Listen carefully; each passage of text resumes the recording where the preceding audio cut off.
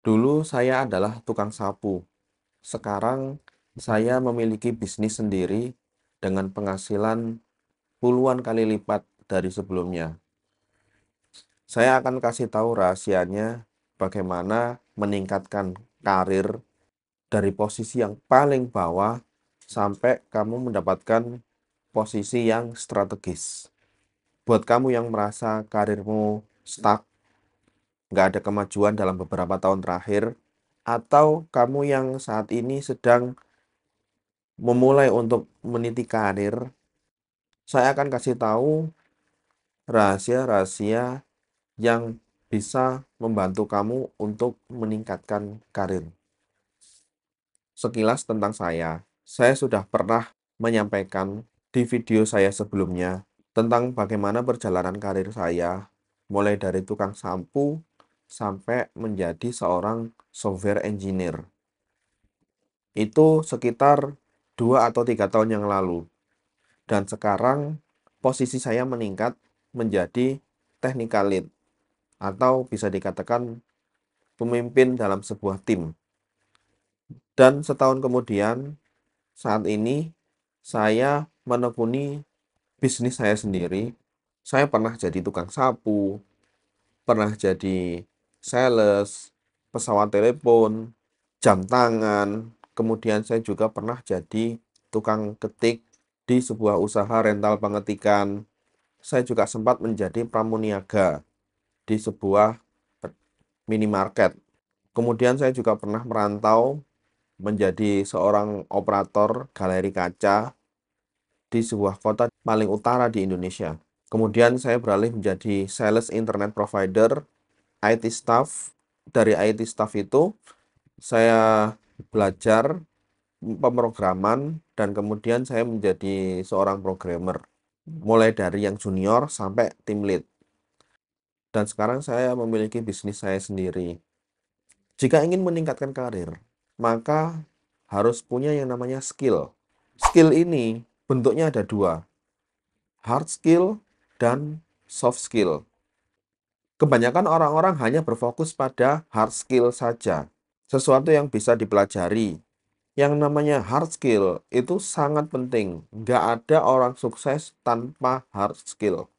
Kalau ingin jadi programmer, ya harus bisa ngoding. Apapun profesinya, semua butuh skill. Jadi nggak ada ceritanya ada orang nggak punya skill tapi ingin karirnya meningkat. Nggak ada ceritanya sama sekali. Masa iya orang jadi dokter tapi nggak punya ilmu kedokteran? Kan nggak mungkin. Menjadi montir tapi nggak punya ilmu perbengkelan. Jadi semua rahasia kesuksesan, rahasia peningkatan karir, mau nggak mau ya kita harus punya skill. Tapi ternyata hard skill saja tidak cukup.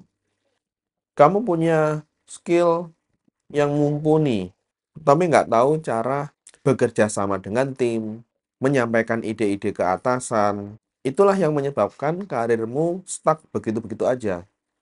Nggak ada kemajuan, nggak ada perkembangan. Maka selain hard skill, kamu juga harus memiliki yang namanya soft skill. Jadi dua ya, hard skill dan soft skill. Oke, kita sudah sepakat dengan yang namanya hard skill. Sekarang apa itu soft skill? Soft skill itu terbagi menjadi dua, interpersonal skill dan intrapersonal skill. Interpersonal skill adalah kemampuan kita untuk berinteraksi dengan orang lain. Kita nggak bisa sukses sendirian. Kita nggak bisa meningkatkan karir hanya mengandalkan diri kita sendiri. Seorang pedagang pasti butuh pembeli. Kalau dia hanya jualan saja, nggak ada yang beli, gimana bisa sukses? Makanya, nggak ada orang yang bisa sukses sendirian. Pasti butuh orang lain. Maka dari itu butuh yang namanya skill berkomunikasi yang disebut interpersonal skill. Yang kedua, yang termasuk soft skill adalah intrapersonal skill, berkomunikasi dengan diri kita sendiri. Loh, emang perlu ya? Oh, jelas dong. Jika kamu nggak bisa mengendalikan diri, mengendalikan emosi, semua skill kamu nggak akan berarti. Kamu hebat, tapi nggak disukai orang. Bagaimana atasan kamu akan merekomendasikan kamu untuk naik jabatan, misalnya? Bagaimana kamu bisa menghadapi customer, menghadapi pelanggan, ada yang lembut, ada yang marah-marah. Yang akan saya bahas, yang lebih banyak adalah soft skill, terutama yang intrapersonal skill. Saya harus kasih disclaimer ya, bahwasanya tidak ada mindset yang benar-benar salah. Apa yang ada dalam pikiran kamu, bagaimana kamu memandang sesuatu, itu adalah urusan kamu sendiri. Orang nggak akan tahu dan nggak akan peduli apa yang ada dalam pikiranmu. Mindset apa yang kamu miliki saat ini, itu adalah sepenuhnya urusan kamu. Terus apa dong yang membedakan antara mindset yang benar dan mindset yang dalam tanda kutip salah? Mindset yang benar adalah mindset yang bisa memberi kamu efek positif, efek yang menenangkan, memberi semangat, menggembirakan, bikin kamu semangat bekerja, rajin, bikin kamu produktif. Nah, itulah mindset yang benar. Sementara jika kamu memiliki mindset, kemudian kamu menjadi tidak produktif, nah itu berarti mindset kamu salah. Jangan anggap mindset itu sebagai sebuah kebenaran. Belum tentu sama satu sama lain. Belum tentu cocok. Sekarang kita akan membahas tentang apa sih tujuan kamu berkarir itu? Untuk apa kamu berkarir? Untuk apa kamu tiap hari bangun subuh, kemudian desak-desakan di transportasi umum, di kereta, kemudian pulang kadang-kadang sampai rumah sampai malam, hingga tengah malam. Apa yang kamu cari? Ada 3 komitmen level yang paling terkenal, yang menjelaskan tentang tujuan dari kita melakukan sesuatu, termasuk bekerja, termasuk berkarir. Mengetahui komitmen level itu sangat-sangat penting. Mungkin kalau kamu membaca di luar, ada lebih banyak komitmen level. Tapi saya di sini hanya menjelaskan 3, karena 3 ini sudah mewakili, menggambarkan dengan jelas apa tujuan kamu berkarir. Yang pertama, kontinuatif. Kontinuatif ini menganggap bahwa segala hal adalah tanggung jawab. Kamu menjadi dokter, kamu memiliki tanggung jawab untuk menyembuhkan pasien. Kamu seorang montir, kamu memiliki tanggung jawab untuk membereskan kendaraan pelanggan yang rusak. Kamu seorang guru, kamu memiliki tanggung jawab untuk mencerdaskan anak didikmu. Nah, itu adalah sebuah komitmen level kontinuatif. Dalam komitmen level ini, semua yang kamu kerjakan adalah beban. Ini nggak salah. Ini hanya mencerminkan bagaimana kondisi kamu sekarang. Kalau kamu saat ini merasa apa yang kamu kerjakan adalah sebuah tanggung jawab, beban, maka kamu sekarang berada di komitmen level kontinuatif. Orang-orang yang berada di level ini, ketika dia mendapatkan tugas baru, tugas lagi, kerjaan lagi, kerjaan sebelumnya belum beres, datang lagi. Jenjang karirmu bakalan susah untuk naik level. Kenapa? Karena kamu akan terjebak dalam rutinitas yang terus-menerus. Makanya namanya kontinuatif. Nggak akan ada berhentinya, nggak akan ada habisnya. Hanya orang-orang yang berada di level kontinuatif aja yang merasa dia harus keluar dari zona nyaman. Kemudian ada lagi istilah the power of kepepet. Katanya untuk sukses, maka kamu harus merasa kepepet. Kepepet punya hutang banyak, kepepet cicilan, kepepet tanggungan, termasuk orang-orang sandwich generation berada di level ini.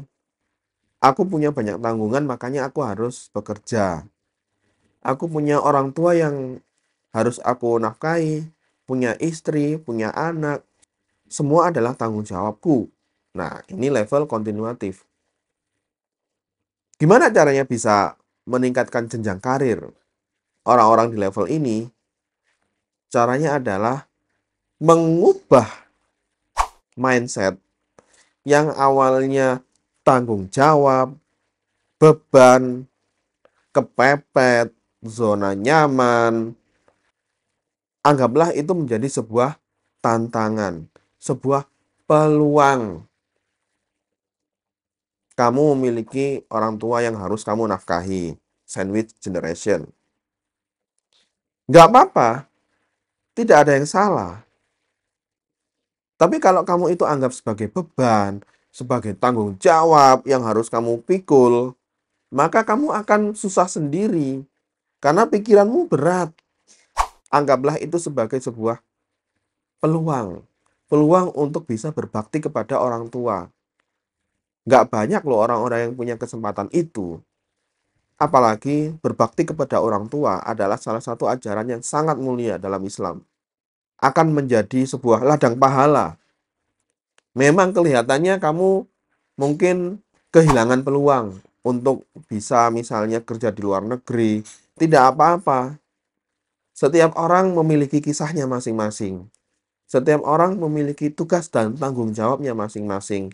Dan kamu dikaruniai oleh Allah memiliki tanggung jawab yang mulia, memiliki peluang yang mulia, yaitu peluang untuk bisa berbakti kepada orang tua. Yang kedua, nah ini agak sedikit mendingan daripada yang pertama tadi, normatif. Tanda-tanda kamu berada di level ini adalah ketika kamu merasa kamu sudah seharusnya melakukan pekerjaan ini. Kamu diberi tugas oleh atasan kamu. Dan kamu menganggap atasan kamu memang berhak untuk memberikan kamu tugas. Kamu memang dibayar untuk ini. Kamu memang dibayar untuk menjadi montir. Kamu memang dibayar untuk menjadi dosen. Kamu dibayar untuk menjadi programmer. Kamu dibayar untuk menjadi seorang pramuniaga. Orang-orang yang berada di level ini sedikit lebih tenang daripada yang sebelumnya. Karena sudah merasa tanggung jawab itu sudah mendarah daging, mengalir seperti air. Memang itu seharusnya saya lakukan. Dia nggak fokus kepada beban. Dia fokus kepada peran. Saya adalah seorang montir. Sudah jadi kewajiban saya untuk memberikan pelayanan yang sebaik-baiknya. Sepertinya nggak ada kekurangannya ya. Kalau kamu berada di level ini, maka kesempatan kamu untuk meningkatkan karir itu sedikit lebih besar daripada yang sebelumnya. Kekurangannya adalah dia terjebak pada yang namanya norma. Dia masih terikat pada peraturan. Memang disiplin itu baik, tapi disiplin juga harus manusiawi. Sisi empatinya seringkali terpisah. Misalnya, perusahaan memberikan peraturan masuk kantor jam sekian, jam 9 katakanlah. Tapi ternyata di tengah jalan itu ada orang yang butuh pertolongan. Orang-orang yang berada di level normatif masih berpikir bahwa ini aku harus masuk jam 9, nggak boleh telat. Kalau telat didenda. Sementara ada orang di dekat dia yang sedang membutuhkan pertolongan. Kemungkinannya ada dua, menolong atau membiarkan sehingga bisa datang tepat waktu. Dua-duanya nggak ada yang salah sih sebenarnya. Tapi kalau kita menggunakan sudut pandang yang lebih empati, lebih manusiawi, tentu kita nggak akan mikir soal peraturan. Tentu kita akan membantu orang yang sedang kesusahan.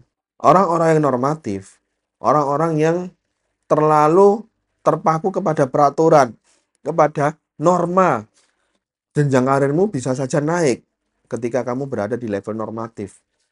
Tapi ya itu tadi, kamu bakalan mengesampingkan sisi-sisi kemanusiaan.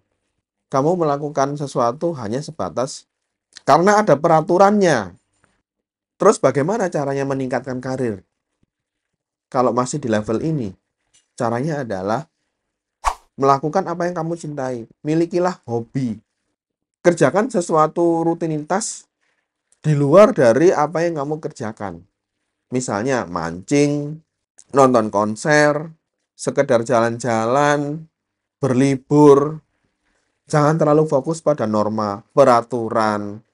Perusahaan suka dengan orang-orang yang patuh. Tapi yang namanya jenjang karir itu bukan tanggung jawab perusahaan. Jenjang karir, peningkatan karir itu sebetulnya adalah tanggung jawab kamu sendiri. Jangan hanya karena mentaati norma, mentaati peraturan, tapi kamu kehilangan sisi-sisi kemanusiaan. Yang ketiga, nah ini adalah rahasia orang-orang sukses. Semua orang sukses, orang-orang yang berhasil meningkatkan karir, pengusaha sukses, business owner, mereka adalah orang-orang yang berada di level ini. Afektif. Apa itu afektif? Affection, cinta, suatu kemelekatan yang lembut, masih menjunjung tinggi sisi kemanusiaan. Kalau kamu bisa mencintai apa yang kamu lakukan, maka kamu sudah berada di level ini, afektif. Kamu nggak hanya sekedar menganggap ini sebagai kewajiban, mentaati norma-norma yang berlaku, tapi juga mencintai apa yang kamu lakukan sekarang. Saya sebagai pramuniaga, maka saya menjalankan tugas saya dengan senang hati, tanpa ada paksaan, tanpa ada tuntutan karena beban, tapi karena saya mencintai pekerjaan ini. Bukan berarti nggak ada beban ya. Semua orang itu punya bebannya masing-masing, punya tanggung jawabnya masing-masing. Tapi orang-orang di level ini, dia melakukan sesuatu nggak hanya sekedar sebagai beban, tugas, tapi udah mencintai, senang dengan apa yang dilakukan. Orang-orang yang semacam ini, ada aja idenya, ada aja inovasinya. Kalau ada yang bilang, saya sukses karena kepepet, saya sukses karena keluar dari zona nyaman. Nggak salah, tapi sebenarnya dia berada di level ini, mencintai apa yang dia lakukan. Karena kalau dia nggak mencintai, nggak mungkin dia akan terus-menerus melakukan itu. Pasti dia akan terjebak di zona nyaman. Atau menyerah. Awalnya punya hutang banyak. Seandainya dia nggak berada di level afektif ya, pasti dia akan berhenti karena gagal. Nggak mungkin orang itu berusaha langsung berhasil. Orang-orang yang kamu lihat sukses, mereka itu telah melalui perjalanan yang berdarah-darah. Nggak apa-apa, kamu saat ini masih berada di level kontinuatif atau normatif yang mengalir seperti air. Tapi sampai kapan? Setelah kamu mengetahui kamu berada di level komitmen yang mana, tinggal kamu refleksikan ke diri kamu sendiri. Untuk apa aku berkarir? Ada 6, bisa lebih, tapi saya fokus ke 6 hal ini. Rahasia cara meningkatkan karir. Yang pertama, growth mindset. Sekali lagi, nggak ada mindset yang salah. Tapi kalau mindset kamu membuat kamu menjadi tidak produktif, menghalangi kamu untuk menemukan peluang-peluang yang baru, maka ubahlah mindset kamu. Kalau dalam Islam ada istilah husnudzon, berprasangka baik, positive thinking. Growth mindset ini sama. Dia lebih fokus ke sesuatu yang bisa kita ambil hikmahnya, kita ambil pelajarannya. Ketika atasan kamu memberikan kamu suatu tugas yang mungkin pada saat itu kamu merasa berat.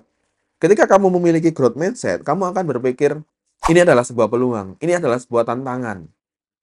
Makanya kalau kamu masih di level kontinuatif atau normatif, akan sangat susah untuk menjalankan growth mindset. Jika mengalami kegagalan, maka kamu akan mencari hikmahnya, pelajaran apa yang bisa kita petik, dan apa nih yang bisa kita lakukan supaya tidak lagi terjadi kesalahan seperti itu. Fixed mindset, kebalikannya, aku nggak bisa melakukan ini.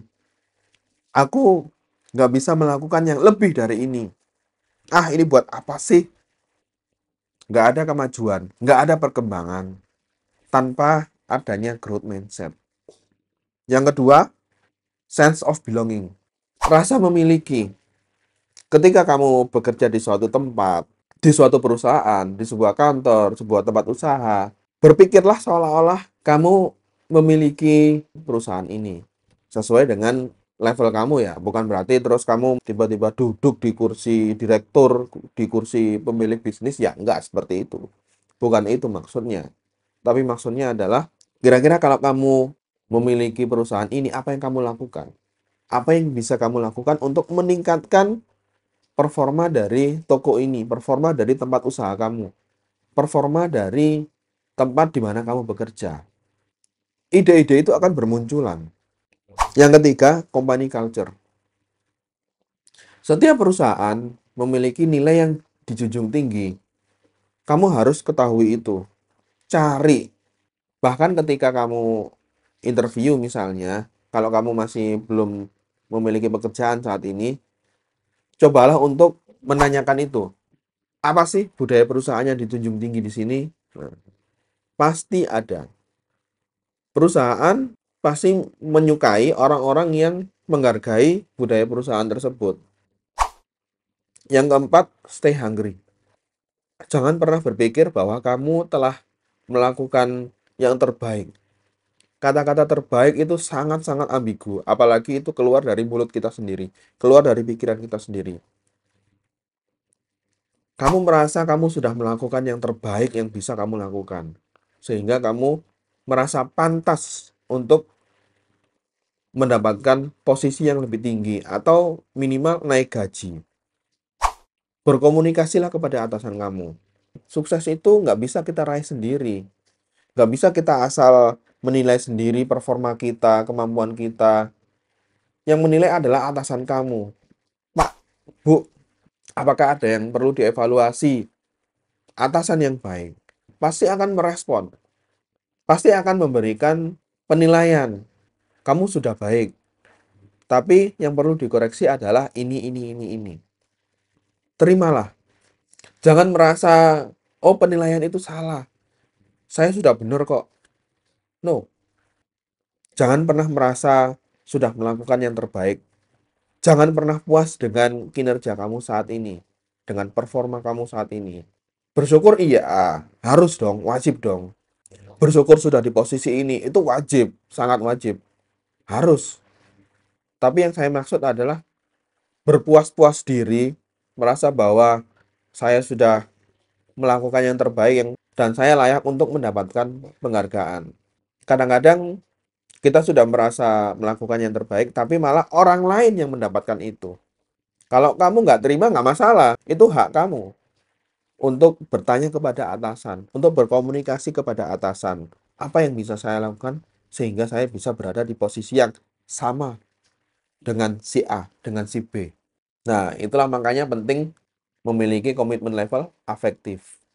Ketika jawaban-jawaban itu manusiawi, ya sudah berarti lakukanlah seperti yang dikatakan oleh atasan kamu. Tapi ketika kamu sudah merasa bahwa ini nggak manusiawi, maka itu artinya kamu bisa mencari peluang baru di luar sana. Kalau sudah nggak manusiawi ya, sekali lagi ya. Yang kelima, stand out. Kalau kamu memiliki prestasi, kalau kamu memiliki kemajuan, perlihatkanlah ke orang-orang, terutama ke atasan. Atasan kamu harus mengetahui hasil kerja kamu. Percuma kamu memiliki hasil kerja yang baik, tapi nggak ada yang tahu, nggak ada yang lihat. Atasan kamu itulah orang yang bisa membantu kamu untuk naik jabatan atau naik gaji. Maka tunjukkanlah kepada atasan kamu. Cuma jangan menjilat juga. Intinya yang manusiawi lah. Tunjukkan hasil kerja kamu. Jangan terus kamu menyembunyikan itu. Wah, itu salah besar. Kalau kamu menyembunyikan skillmu hanya karena kamu takut dimintai tolong. Pasti ada orang-orang yang kemampuannya di atas rata-rata. Ada orang yang kemampuannya paling bawah. Itu adalah sebuah hal yang lumrah dalam sebuah tim. Intinya stand out. Jangan sampai atasan kamu nggak tahu kalau kamulah yang mengerjakan. Kamulah yang melakukan itu. Kalau misalnya Kamu yang melakukan tapi orang lain yang mendapatkan pujian, mendapatkan sanjungan. Nah, kamu sudah harus melakukan strategi. Yang keenam, dan ini adalah yang terakhir dan sering kali dilupakan orang, yaitu jangan terlalu fokus. Kamu ngejar karir, ngejar naik jabatan, naik gaji. Nggak ada yang salah. Tapi ketika kamu terlalu fokus, kamu mengesampingkan orang-orang yang ada di sekitar kamu. Gara-gara kamu ingin datang tepat waktu, kamu telah melupakan orang yang jatuh di tengah jalan, yang butuh bantuanmu, yang pada saat itu hanya kamulah yang bisa membantu. Kamu mungkin mendapatkan promosi, naik jabatan, naik gaji. Tapi bagaimana nasib orang yang berada di tengah jalan tadi, yang butuh bantuan kamu tadi? Kamu berangkat pagi buta, pulang tengah malam, besoknya seperti itu lagi, dan lagi, dan lagi, dan lagi. Kamu rela kerja lembur.